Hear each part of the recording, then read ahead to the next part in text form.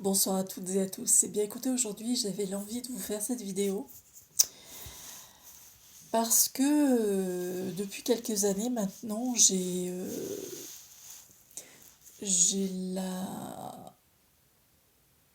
la fibre de protection de la nature qui se réveille et qui se révèle de plus en plus en moi. Euh,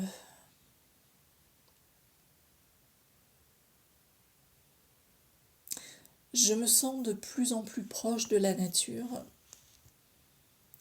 et, euh, et je me sens également une responsabilité envers la nature et envers moi-même et envers les autres êtres vivants de cette planète. Et donc, il y a quelques années de ça, je me suis demandé ce que je pouvais faire pour réduire l'impact polluant de mes déchets ménagers, par exemple. Alors, il y a quelques années encore de cela, j'achetais mon eau quasiment en bouteille plastique, bien évidemment. Et le plastique, c'est fantastique, comme dit la chanson, mais pas tant que ça finalement. Pas tant que ça finalement, parce que le plastique, c'est quand même fait souvent, c'est un dérivé du pétrole. Et le pétrole, quand on y met de l'eau dedans, il y a toujours des... Enfin, c'est jamais neutre. Je vais dire ça comme ça, c'est jamais neutre au point de vue de la santé. Donc, il y a 2 ans de ça, et aussi parce que, bon, je voulais mettre beaucoup moins de plastique dans l'environnement, et puis aussi parce que porter des packs d'eau, c'est lourd, et que ça avait tendance à me casser un peu le dos, j'ai décidé et j'ai trouvé une solution euh, d'installer un filtre à eau sur mon robinet de cuisine. Et, euh, et maintenant, je n'utilise plus que 2 bouteilles. Elles sont en verre. Elles sont bleues. Elles sont bleues. Et je trouve le moyen de dynamiser mon eau en faisant reposer chacune de ces bouteilles sur une fleur de vie qui a les couleurs des 7 couleurs de l'arc-en-ciel. Et puis, euh, et puis, plus je me sens proche de la nature, et plus ces choses-là se précisent en moi, se présentent à moi et se précisent. J'étais quelqu'un qui utilisait beaucoup de coton pour se démaquiller, se nettoyer la peau, et, euh, et j'utilisais également beaucoup de coton-tige. Et ça, quand ça se retrouve dans la nature, au niveau de la biodégradabilité de ces choses-là, bof. Et puis, à un moment, si c'est pas bien recyclé, ça se retrouve dans les rivières, dans les océans. Et dans les océans, qu'est-ce qu'il y a? Eh bien, il y a les mammifères, il y a les poissons. Et, euh, et les poissons, qui est-ce qui est le prédateur du poisson? Mis à part des poissons plus gros, eh bien l'homme mange du poisson. Et donc quand vous retrouvez des micro-morceaux de plastique dans les océans qui ont été ingérés par les poissons que vous allez vous-même manger, en fait à la fin c'est vous qui ingérez le plastique. C'est moyen. C'est moyen. C'est ultra moyen pour les mammifères et les poissons. Mais quand vous pensez faire quelque chose pour la nature, vous faites aussi pour vous. Vous faites aussi pour la nature, pour tout le vivant, c'est certain, mais vous le faites aussi pour vous. Parce que la nature, rappelez-vous bien une chose, la nature, elle n'a pas besoin de l'homme. Elle n'a pas besoin de l'homme. Elle sait faire toute seule. La nature, si vous lui fichez la paix pendant plusieurs années, eh bien, un endroit qui a été complètement saccagé, ravagé, si vous lui laissez le temps, eh bien, il va se revégétaliser et ça va repousser. Mais la nature, elle n'a pas besoin de nous. Elle n'a pas besoin de nous. C'est évident. Donc, forte de cette envie de déverser moins de déchets polluants dans la nature, je me suis dit, il faut que je trouve une solution pour remplacer mes cotons-tiges et mes disques de coton pour nettoyer mon visage. Alors les disques de coton pour nettoyer mon visage, maintenant vous pouvez acheter ça dans les magasins bio, où vous avez des petites entreprises aussi françaises qui font ça très très bien.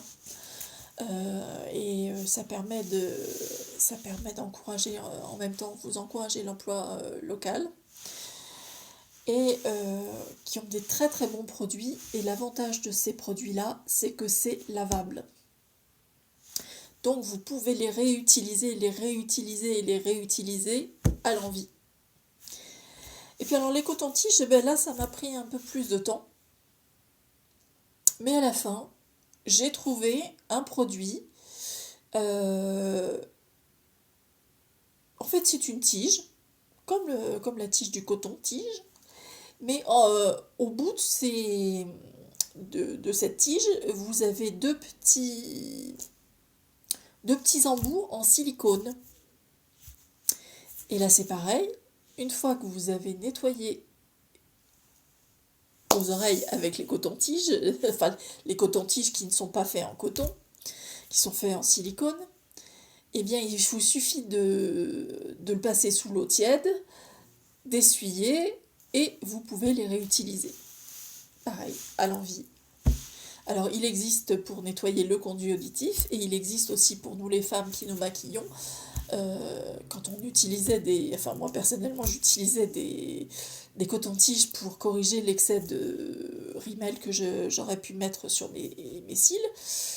Et donc, il existe la même chose, version coton-tige, pour corriger justement ces petites imperfections de maquillage. Donc, eh bien, sur ma lancée, j'ai continué, figurez-vous. Et je me disais, mais tous ces produits sanitaires, phytosanitaires, qu'on utilise, pareil. Alors, il y a le produit pour ceci, il y a le produit pour cela, le produit pour une troisième chose, une quatrième chose, etc., etc. Fabriqués avec des produits chimiques. Et alors ça, c'est marrant parce que la manière dont ça s'est manifesté à moi, ça a été très très très très drôle. J'utilisais une certaine marque commune pour nettoyer mes sols carrelés. Et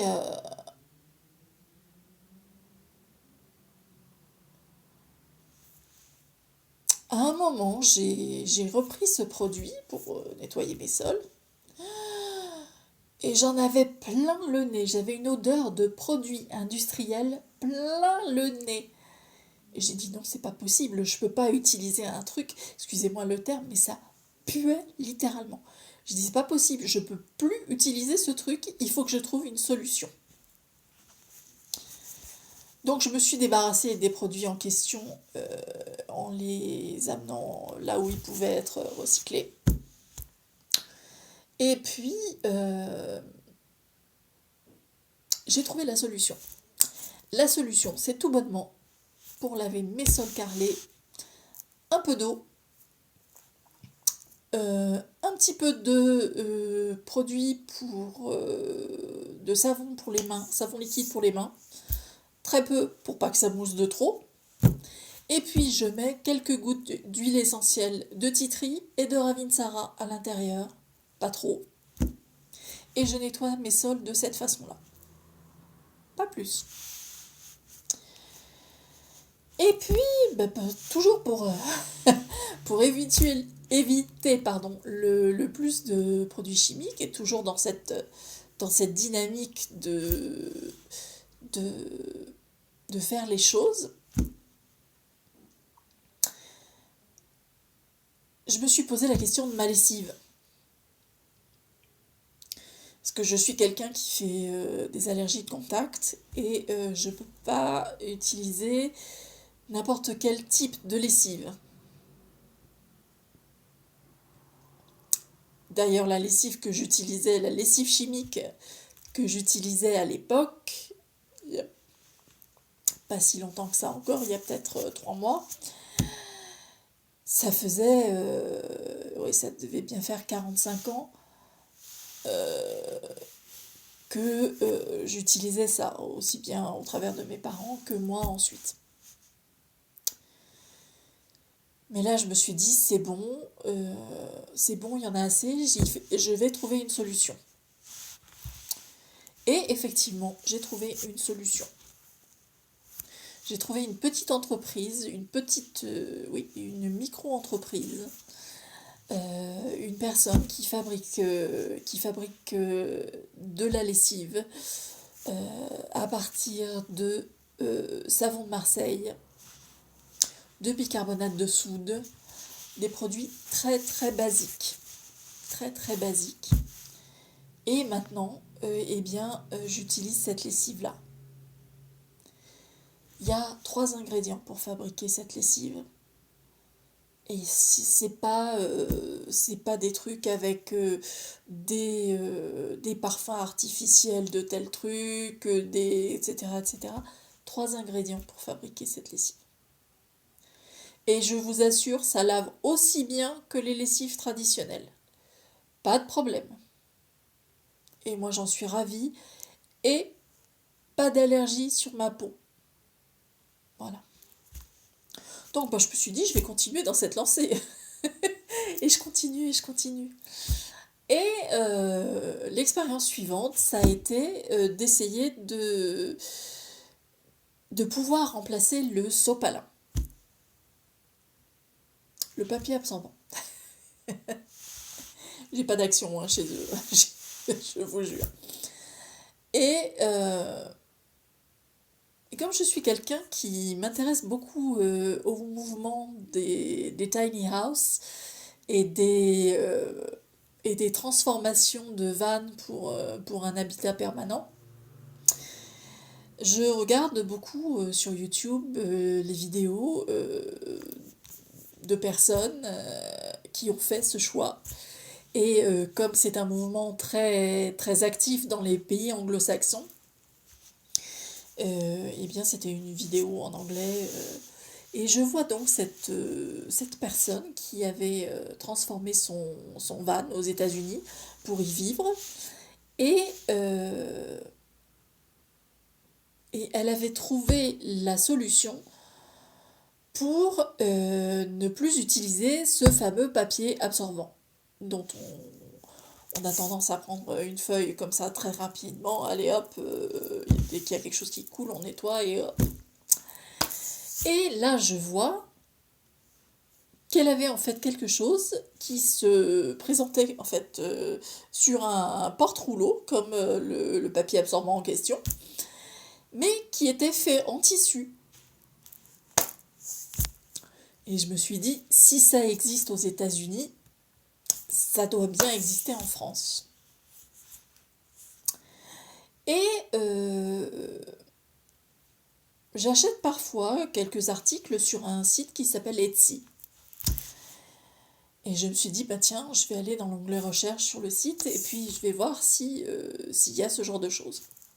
Bingo, je trouve. Et figurez-vous que c'est une entreprise française. Donc en plus, Ça préserve de l'emploi local. Chouette.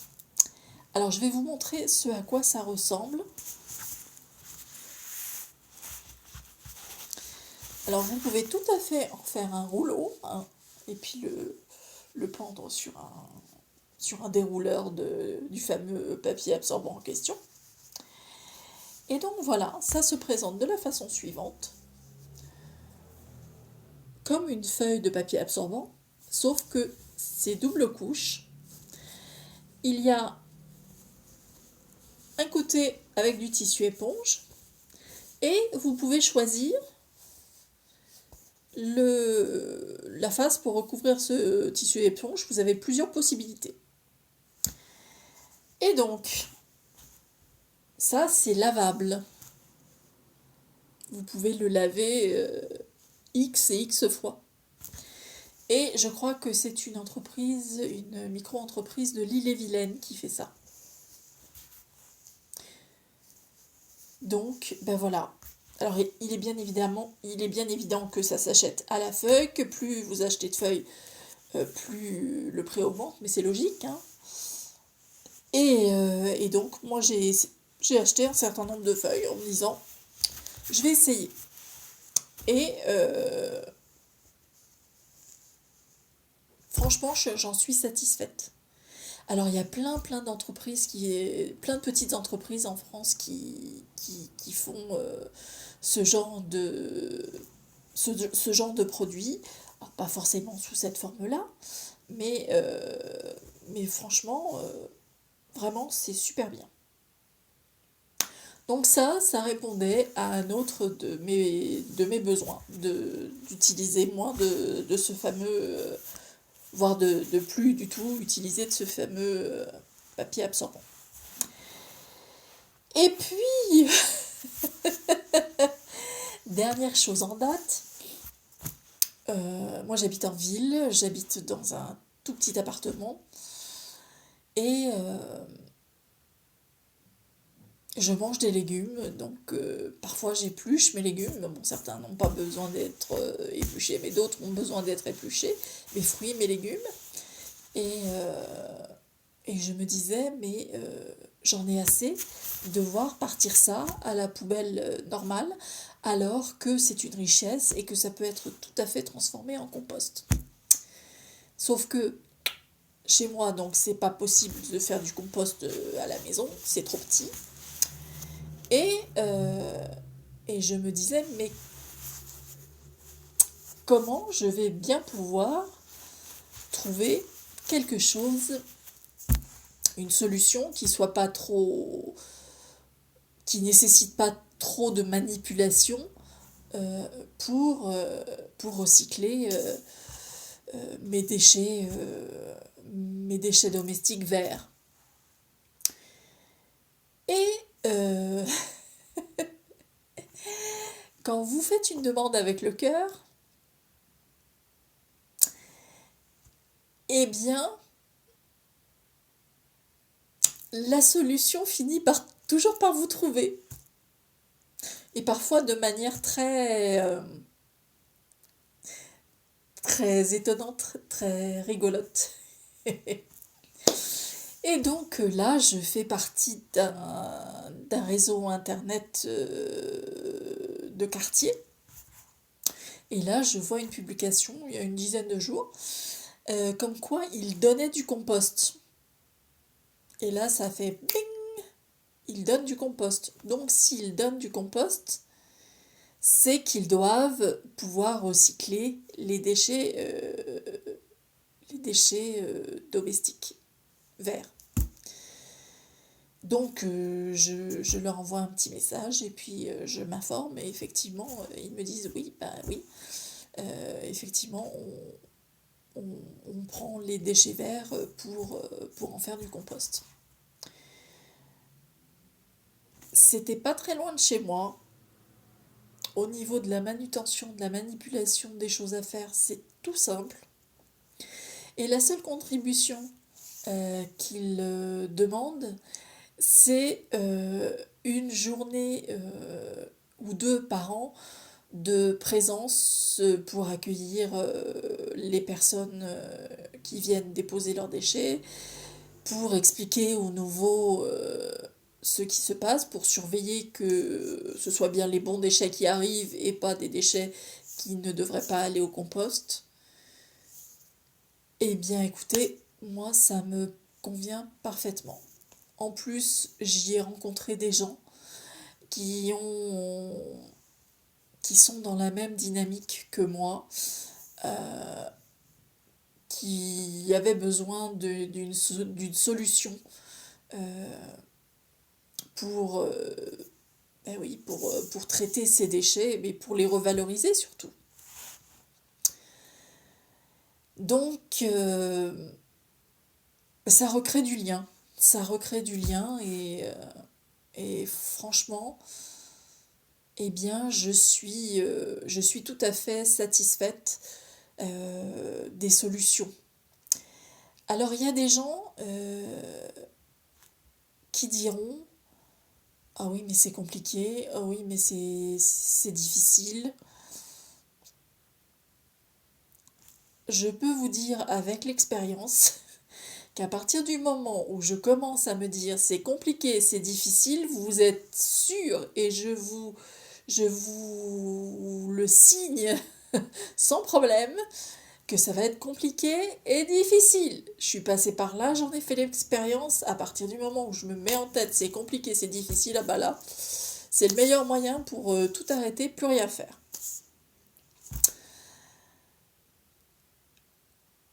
D'autres pourront peut-être m'opposer l'argument suivant qui est que ah bah oui mais c'est pas à nous de faire, c'est aux grandes entreprises et à l'État. Alors, comment dire? Les grandes entreprises, effectivement, si elles en ont la volonté, il est important et intéressant qu'elles le fassent. L'État, ouais.